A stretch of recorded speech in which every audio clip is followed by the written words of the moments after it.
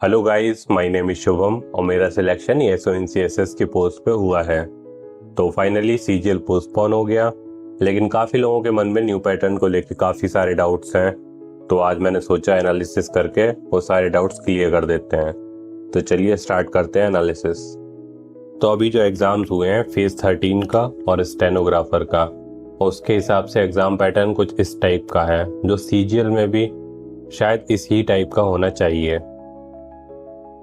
तो काफ़ी लोग कह रहे थे कि अब पीवाईक्यू पढ़ने चाहिए या नहीं पढ़ने चाहिए, वो रिलेवेंट हैं या कोई फ़ायदा नहीं होगा पढ़ के।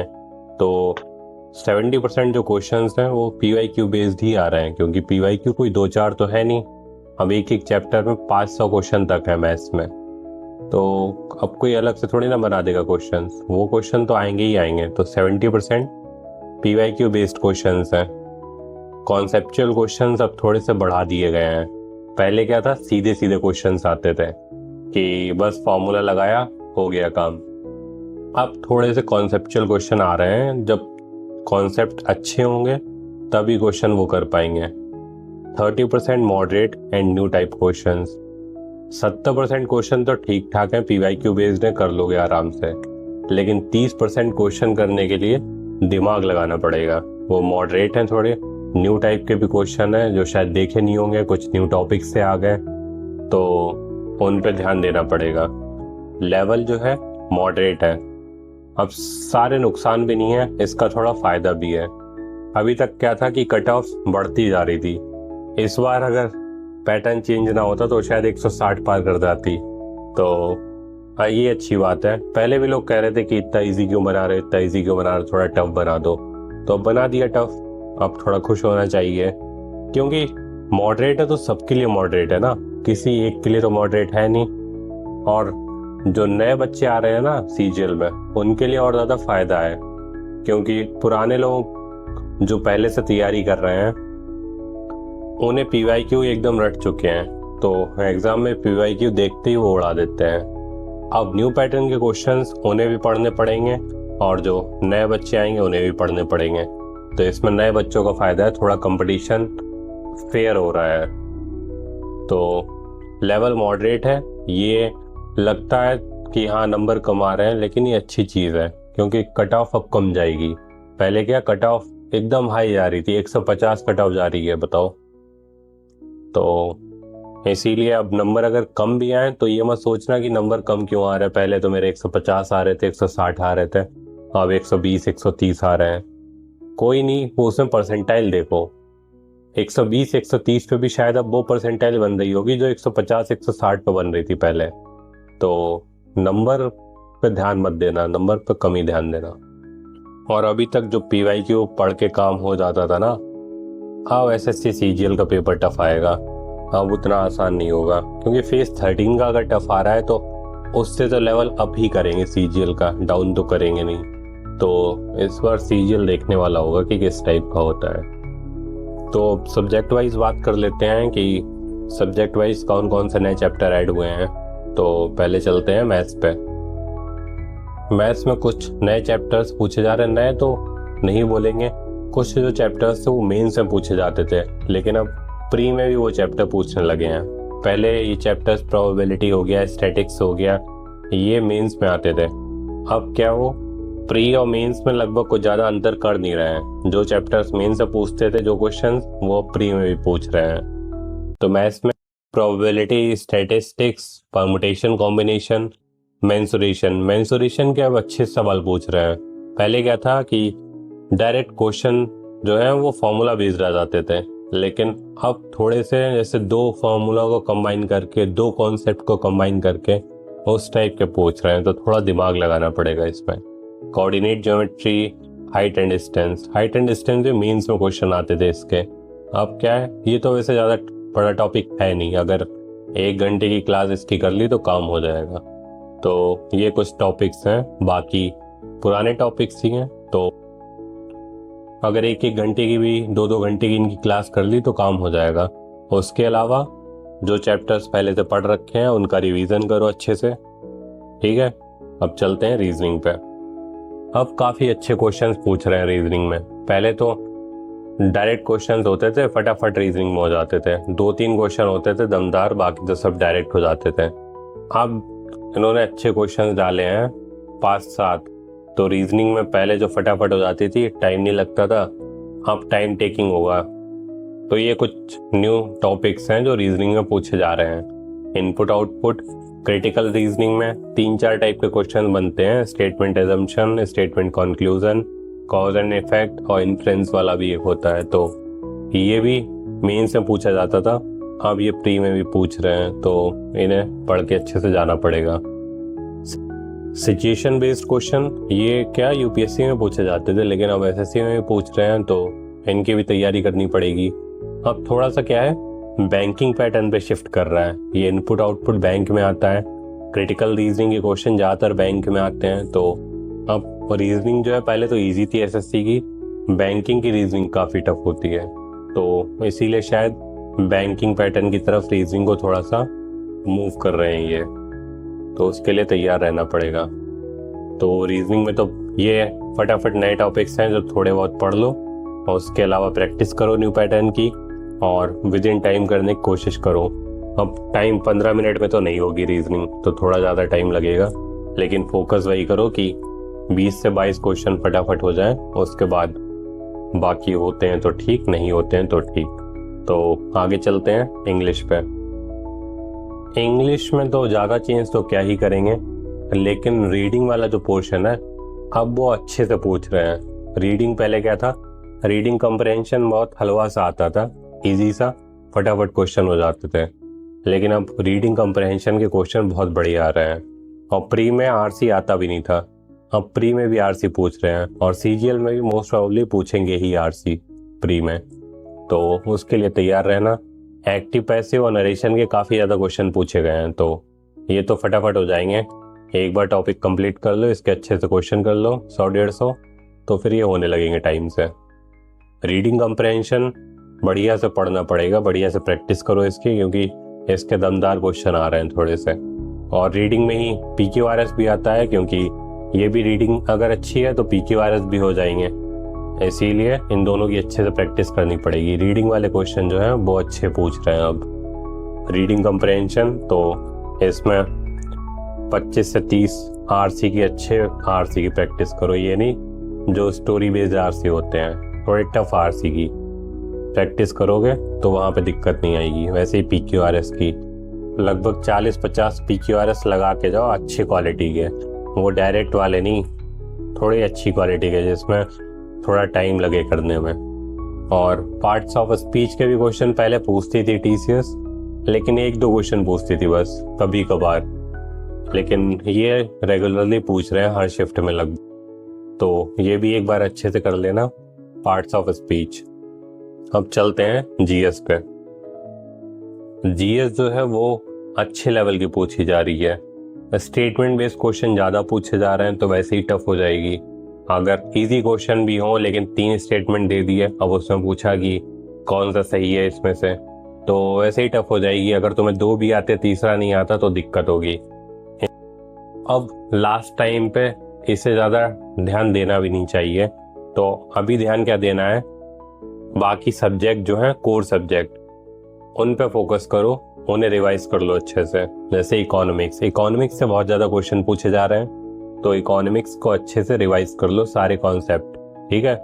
फिर पॉलिटी से भी काफ़ी क्वेश्चन पूछे गए हैं, तो ये मैंने इसी टाइप से लगाए हैं कि जिससे ज़्यादा क्वेश्चन पूछे गए हैं और जिससे कम क्वेश्चन पूछे गए हैं।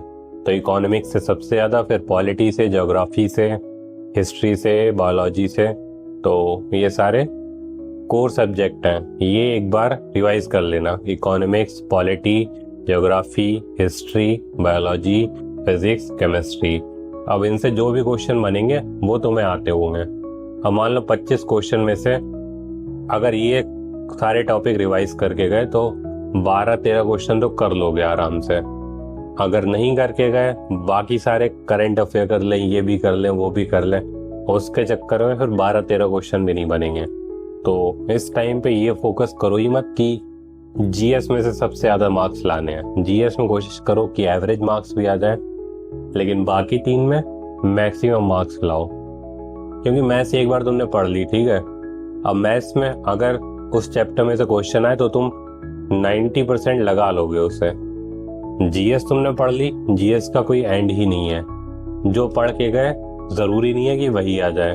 कभी कभार तुम सब कुछ पढ़ के जाओ और शायद कुछ भी ना मिले तुम्हें वहां पे, क्योंकि जीएस बहुत ज्यादा ब्रॉड है। इसीलिए मैं तो लास्ट के दिनों में यही फोकस करता था जब प्री पास आ जाता था कि जीएस को कम ध्यान दें, मतलब कोर सब्जेक्ट तो सारे रिवाइज हो जाए, ऐसे करता था। बाकी ये नहीं है कि जीएस को बहुत ज्यादा टाइम दे रहा हूँ। कोर सब्जेक्ट रिवाइज करके बाकी फोकस 3 सब्जेक्ट पे लगाता था, रीजनिंग, मैथ और इंग्लिश, क्योंकि उसमें पढ़ के मार्क्स लाने की प्रोबेबिलिटी बहुत ज़्यादा है। अगर उसमें कोई टॉपिक रिवाइज कर लिया और एग्ज़ाम में वही आ गया तो 90% चांस है कि मैं वो सही करके आऊँगा, जबकि जीएस में वो चांस नहीं है। ठीक है, तो आगे चलते हैं। अब लास्ट के 25 डेज में क्या स्ट्रैटेजी होनी चाहिए उस पर बात करते हैं। तो पहला पॉइंट है स्टडी स्मार्ट। स्टडी स्मार्ट का क्या मतलब है? जो अभी मैंने बताया कि जीएस में कोर टॉपिक्स को रिवाइज करेंगे, लेकिन ज़्यादा फोकस नहीं करेंगे जीएस पे। अब बाकी 3 सब्जेक्ट पे ज़्यादा फोकस करेंगे। और अब वैसे भी जैसे पहले क्या था, मैथ्स, रीजनिंग और इंग्लिश काफ़ी इजी आते थे, तो डिसाइडर जो हो जाता था वो जीएस हो जाती थी। अब वैसा नहीं होगा। अब अगर मैथ्स में भी नए क्वेश्चन आ रहे हैं, थोड़ी मॉडरेट हो गई है, रीजनिंग भी मॉडरेट हो गई है और इंग्लिश भी अच्छे लेवल की आ रही है, तो ये भी डिसाइड करेंगे अब इन तीनों सब्जेक्ट में जो अच्छे मार्क्स लाएगा। तो फिर जीएस उतना ज़्यादा मैटर करेगी नहीं। जीएस में एवरेज मार्क्स भी आ गए तब भी ठीक है। ओके, तो स्मार्टली ऐसे वो टॉपिक्स पढ़ने हैं जिससे हमें आउटपुट ज़्यादा मिले, रिटर्न ज़्यादा मिले। अगर हमने एक चैप्टर पढ़ा, जैसे नरेशन है, नरेशन के अच्छे क्वेश्चन आने ही हैं, और एक बार तुमने पढ़ लिया तो ये बहुत कम प्रोबेबिलिटी है कि तुम वहाँ जाके क्वेश्चन गलत कर दो। तो नरेशन एक बार पढ़ के गए, वहाँ पे क्वेश्चन मिलेंगे तो सही भी होंगे। जबकि जीएस में तुम कोई टॉपिक पढ़ के गए और वहाँ पे मिल जाएगा वही टॉपिक, कोई गारंटी नहीं है इसकी। ठीक है, तो जो चीज़ें आसान हैं, जो चीज़ें तुम्हारी स्ट्रेंथ हैं, जिन पे तुम्हारी कमांड है, वो टॉपिक्स अच्छे से कर लो इस टाइम पे। Okay, next point, time management will be the key. अब जब थोड़े से मॉडरेट क्वेश्चन आएंगे ना, तो टाइम मैनेजमेंट सबसे बड़ी चीज़ होगी। अब बीच में जैसे मॉडरेट क्वेश्चंस आ गए, तो कोई मॉडरेट क्वेश्चन पे अटक गया तो वो अटका रह जाएगा, फिर पैनिक करेगा, फिर जो इजी क्वेश्चंस होंगे वो भी नहीं हो पाएंगे। इसीलिए टाइम मैनेजमेंट की होगी।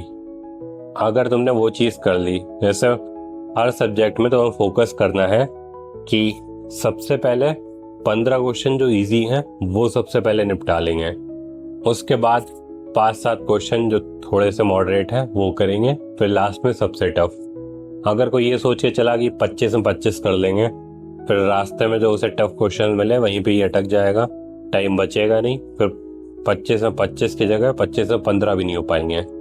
इसीलिए टाइम का बहुत ज़्यादा ध्यान रखना है। हर एक सब्जेक्ट में तुम्हें कोशिश करनी है जो इजी क्वेश्चंस हैं या एवरेज क्वेश्चंस हैं वो सारे तुम कर लो।